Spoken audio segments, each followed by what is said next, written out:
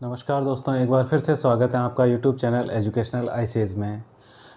एक बात कहना चाहूँगा, आप लोग सब्सक्राइब तो कर रहे हैं लेकिन नोटिफिकेशन ऑल नहीं कर रहे, जिसके वजह से आपके पास नोटिफिकेशन नहीं पहुंच पा रहे हैं। शायद मेरा अनुमान है, तो नोटिफिकेशन बेल को भी ऑल पे क्लिक कर लीजिए। चलिए तो आज शुरू करते हैं। हम पहले आर्हेनियस की संकल्पना हम पढ़ चुके हैं अम्ल और क्षार के लिए। तो आज हम देखेंगे ब्रांस्टेड लोरी की संकल्पना। अब ब्रांस्टेड लोरी एक नहीं है, दो अलग अलग वैज्ञानिक हैं जिन्होंने इसके बारे में बताया था और इन्होंने अपनी संकल्पना दी थी। ये तो डेनिश रसायनज्ञ थे जोहान्स ब्रांस्टेड, और अंग्रेज रसायनज्ञ थे थॉमस एम लोरी। तो इस तरह से ब्रांस्टेड और लोरी दोनों की संकल्पना को एक साथ ब्रांस्टेड लोरी संकल्पना कहा गया, यानी कि ब्रांस्टेड लोरी की थ्योरी कहा गया, जो अम्ल और क्षार को बताती है। अब इसमें हम देखते हैं कि इनके अनुसार अम्ल प्रोटॉन दाता होते हैं।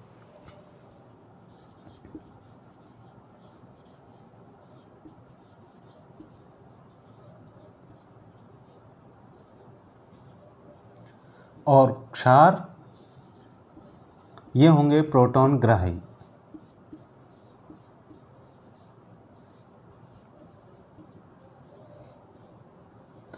यानी कि ये प्रोटॉन देंगे अम्ल और क्षार प्रोटॉन लेंगे। तो इनको इन्होंने किस तरह से बताया था कि इन्होंने एक अम्ल लिया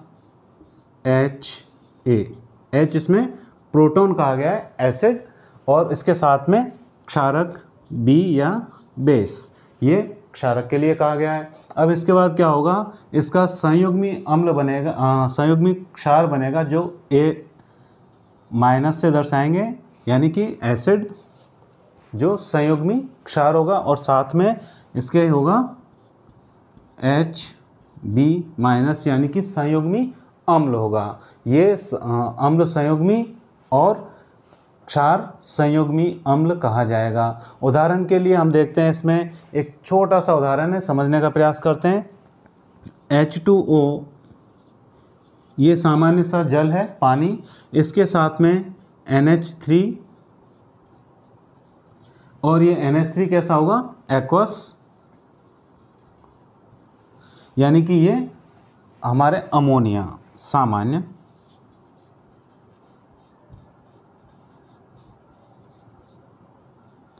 अब इसमें आगे चल के क्या होगा, ये हमारा NH4 बनेगा।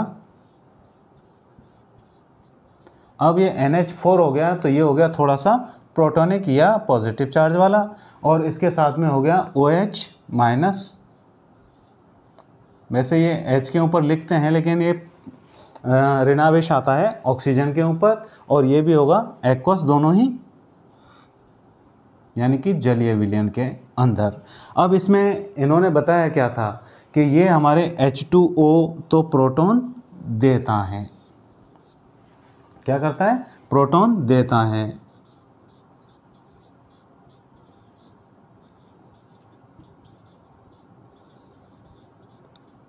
और इसमें अमोनिया का रोल क्या है, ये प्रोटॉन लेगा।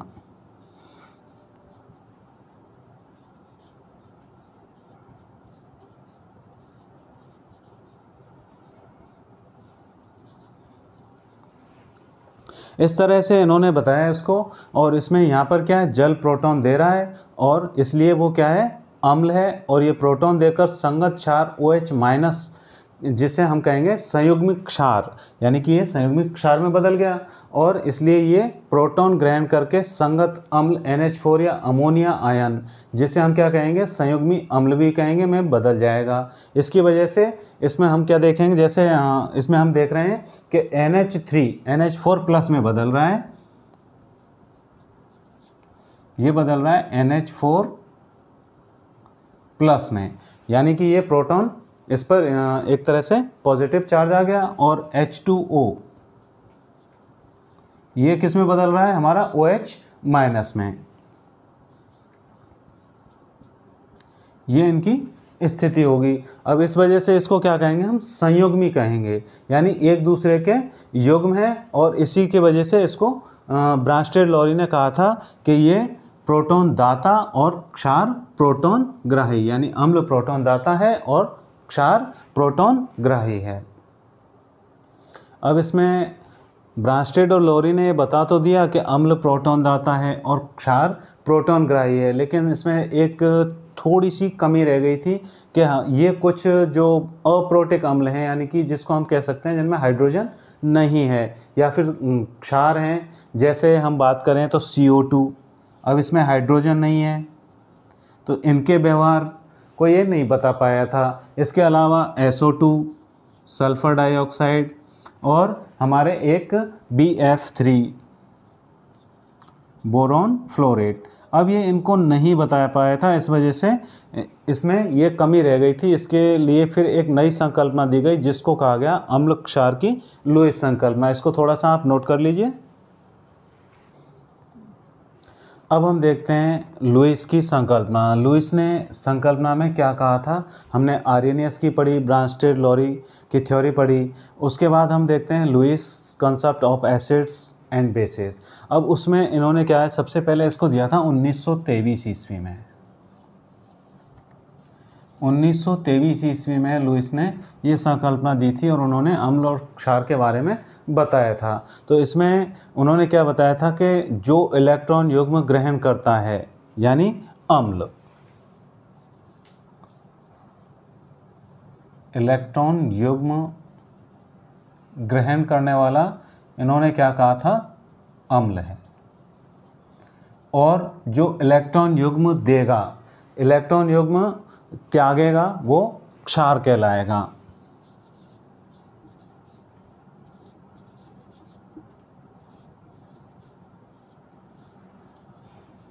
इलेक्ट्रॉन युग्म को त्यागने वाला इनके अनुसार कहलाएगा क्षार।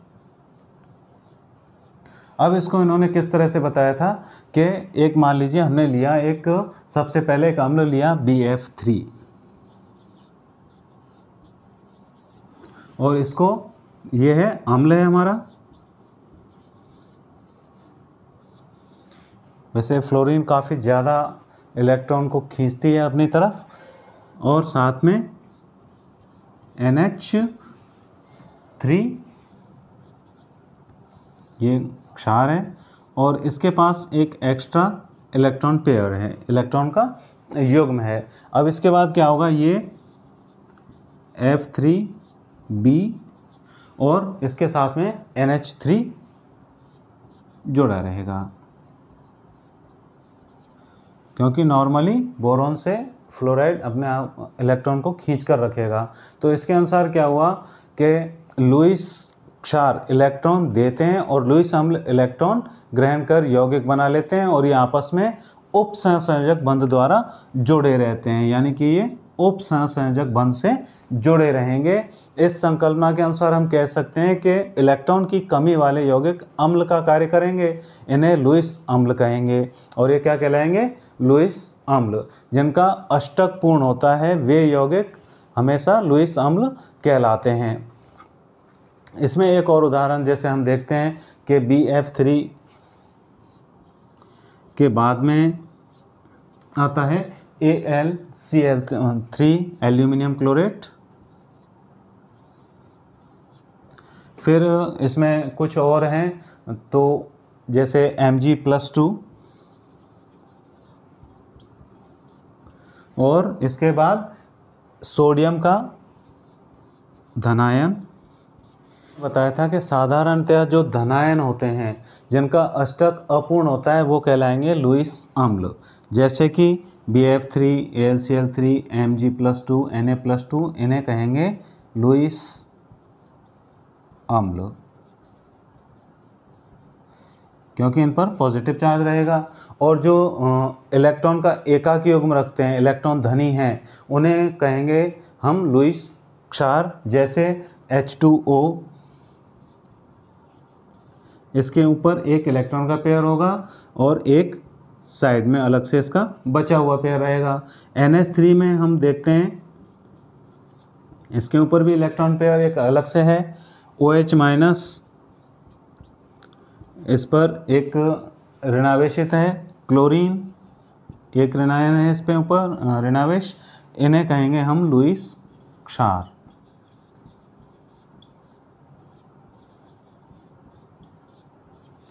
तो इस तरह से ये हमें बताएंगे कि इस प्रकार के अम्ल और क्षार H+ या OH- युक्त पदार्थ ही नहीं होते हैं, इसके अलावा हाइड्रोजन रहित पदार्थों को भी अम्लीय व क्षारीय गुणों के आधार पर व्याख्या कर सकते हैं। अब इन संकल्पनाओं के बाद हम बात करते हैं अम्लों के सामान्य गुण की। अब इनमें सामान्य गुण कौन कौन से होते हैं वो देखते हैं हम। सबसे पहला तो हम इसमें जानते ही हैं, जो हमने शुरू करने के दौरान ही पढ़ा था, इस अध्याय को जब शुरू किया था, कि सबसे पहले तो अम्ल स्वाद में खट्टे होते हैं और ये लाल लिटमस को नीला कर देते हैं। कैसा करते हैं? लाल लिटमस को नीला कर देते हैं।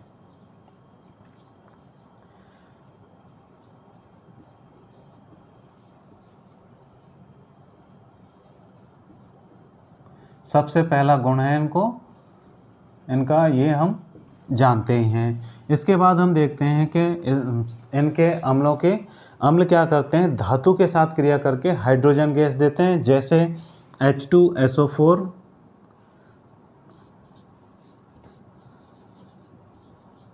सल्फ्यूरिक अम्ल के साथ में जब हम क्रिया करवाएंगे जिंक की, Zn की अभिक्रिया कराएंगे तो ये बदल जाएगा ZnSO4 में, और इसमें से H2 गैस बाहर निकलेगी। अब इसको हम नॉर्मली जब जांच करते हैं तो H2 गैस को हम जैसे प्रयोग में एक परख नली के अंदर तनु सल्फ्यूरिक अम्ल लिया, सांद्र तो लेना नहीं है क्योंकि प्रक्रिया तेज हो सकती है और उसमें हमें नुकसान भी हो सकता है। वैसे ये सारे प्रयोग हमेशा अपने टीचर की निगरानी में करिएगा। कभी आप करते हैं, आपको मौका मिलता है तो टीचर की निगरानी में ही करने हैं, क्योंकि इनमें कोई रिएक्शन को यदि हम नहीं समझ पाए तो नुकसान हो सकता है। तो इसमें फिर एक टेस्ट ट्यूब में हमने ले लिया तनु सल्फ्यूरिक अम्ल और उसमें जिंक के टुकड़े डाले, और उनको जब हम पानी में होकर के ट्यूब को घुमाकर पानी में होकर निकालेंगे और उनके पास जैसे मोमबत्ती ले जाएंगे तो वो बुलबुले फट फट की ध्वनि के साथ उनका दहन होगा और वो आसानी से हमें सुनाई देगी, बड़े ही आराम से वो आवाज़ हमें सुनाई देगी। अब इसके अलावा एक और ख़ास बात होती है कि यही कारण है, मतलब यही वजह समझ लीजिए कि जितने भी खट्टे अम्लीय पदार्थ हैं उनको धातु के बर्तनों में नहीं रखे जाते हैं, क्योंकि एक हमारे पूर्वी राजस्थान में इसी तरह की घटना हुई थी कि उन्होंने जो कड़ी होती है बेसन की उसको पीतल के बर्तनों में रख दिया था। पीतल और तांबे के बर्तन कुछ ऐसे यूज़ कर लिए थे, जिसकी वजह से इतनी बड़ी घटना हुई थी कि जो उस समय 6 या 7 रुपए की जो ड्रिप आती थी बोतल चढ़ाने की, वो 60 रुपए की हो गई थी। तो बहुत बड़ी घटना थी, काफ़ी लोग परेशान हुए थे, उसमें बहुत ज़्यादा परेशानी आई थी। इसके अलावा हम देखते हैं कि जिंक धातु एक काफ़ी कह सकते हैं सरल सी ऐसी धातु है जो क्षार के साथ भी, जैसे हम NaOH के साथ भी इसकी क्रिया कराएं और नहीं देंगी, NaOH की क्रिया करवाएं हम जिंक के साथ तो भी ये क्या करेगी? ये बनाएगी Na2ZnO2।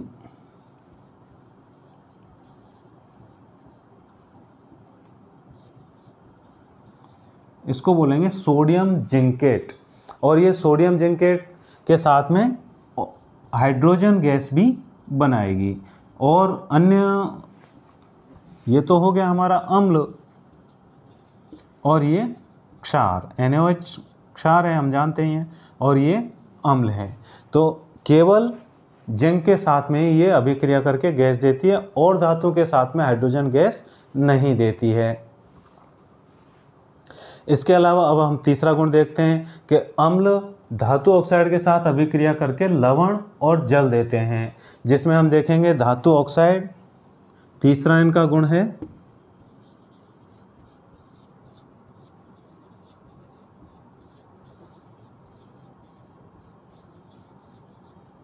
धातु ऑक्साइड के साथ में क्रिया करवाई हमने अम्ल की। अब ये अम्ल के साथ क्रिया करके क्या देगा?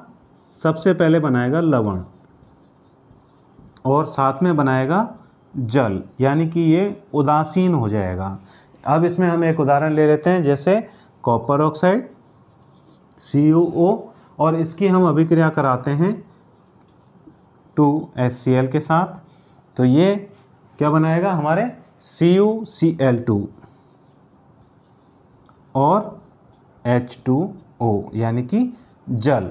अब ये जल के मॉलिक्यूल भी बना देगा। अब धातु ऑक्साइड अम्ल के साथ अभिक्रिया तो कर रहे हैं, लवण बना रहे हैं, और साथ में ही ये कैसे होंगे, क्षारीय प्रवृत्ति के होंगे। और क्षारों से क्या है, बहुत ही ज़्यादा अधात्विक ऑक्साइड अभिक्रिया करके लवण और जल बनाते हैं, यानी कि ये अम्लीय प्रवृत्ति के होते हैं। जैसे अधात्विक ऑक्साइड में आता है हमारे CO2, और इसकी जब हम अभिक्रिया करवाते हैं CaOH का होल ट्वाइस, इसके साथ जब इसकी अभिक्रिया करवा रहे हैं तो हमें मिलेगा कैल्शियम कार्बोनेट CaCO3, और साथ में इसमें बनेगा H2O यानी कि जल। तो ये तो रही हमारी अम्लों की एक तीसरी विशेषता। अब हम इसमें देखते हैं एक चौथी विशेषता कि जितने भी अम्ल हैं सभी अम्ल क्या करेंगे, ये जलीय विलयन या विद्युत के सुचालक होते हैं, यानी कि ये इनमें आसानी से विद्युत का प्रवाह हो जाता है, विद्युत के सुचालक हैं ये सभी जितने भी अम्ल और क्षार हैं।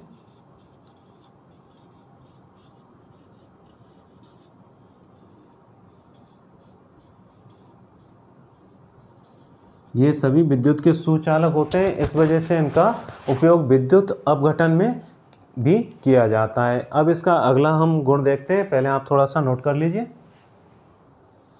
अब हम देखेंगे अम्ल और क्षारों का पांचवा क्या विशेष गुण है, या इनके सामान्य गुण में एक अंतिम गुण की जब हम बात करें तो अम्ल और क्षार ये आपस में अभिक्रिया करके दोनों ही अपने गुण खो देते हैं और उदासीन हो जाते हैं कि अम्ल खट्टे हैं, लवण कड़वे या कसैले हैं, और फिर क्षार कड़वे या कसैले हैं और बन गया लवण यानी कि नमकीन।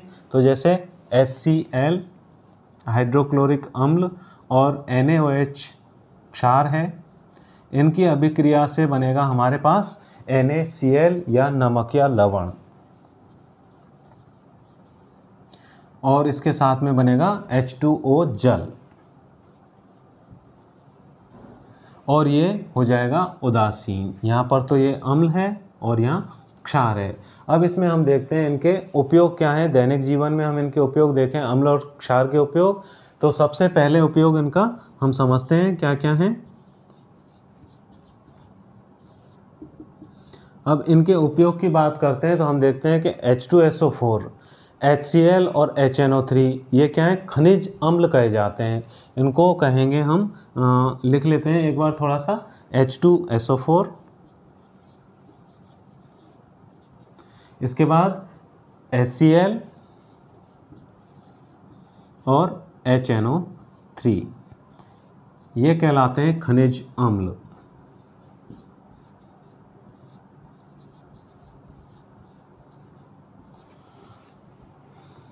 वैसे इनका 3:1 में जब मिलाया जाता है तो ये बनता है अम्लराज, और इसको कहा जाता है किंग ऑफ एसिड्स। दोनों ही अलग अलग हैं तो इनको थोड़ा सा मिक्सअप मत होने दीजिएगा, नाम काफ़ी विशेष हैं। और वैसे भी हम ये कहते हैं कि H2SO4 की खपत कितनी है, इसके खपत के आधार पर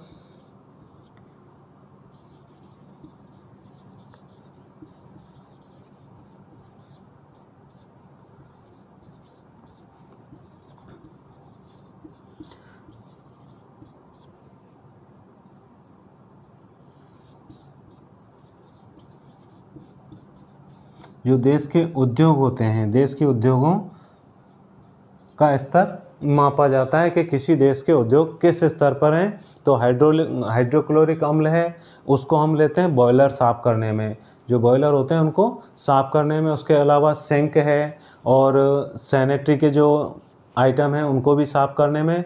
तो इसमें हम देखते हैं कि HNO3 के आपको बता दिया मैंने 1 भाग और 3 भाग HCl, इससे तो बनेगा एक्वा रेजिया, और इसमें किंग ऑफ एसिड कहा जाएगा H2SO4 को। तो इसे कहेंगे हम किंग ऑफ एसिड्स यानी अम्लों का राजा। तो ये दोनों में थोड़ा सा अंतर है, इसे तो कहते हैं अम्लराज और इसे कहेंगे अम्लों का राजा। तो ये थोड़ा सा नाम में कन्फ्यूजन है, और इसी के आधार पर किंग ऑफ एसिड्स के आधार पर ही हम इसकी खपत के आधार पर ही उद्योगों का आकलन करते हैं कि वो देश में कितनी औद्योगिक प्रगति हो रही है। इसके अलावा हम देखते हैं कि एसिटिक अम्ल है, इनका भी सिरके के रूप में बहुत प्रयोग होता है। तो इनके अम्ल, क्षार और लवण के बहुत सारे प्रयोग हैं, बहुत सारे उपयोग हैं। अब इसमें थोड़ा सा एक हम जानते हैं कि कुछ अम्ल हैं जो फर्नीचर को साफ करने में काम आते हैं, और कुछ क्षार हैं वो साबुन वगैरह के उपयोग में आते हैं। तो आज के वीडियो में इतना ही। बने रहिए मेरे साथ यूट्यूब चैनल एजुकेशनल ICS पर।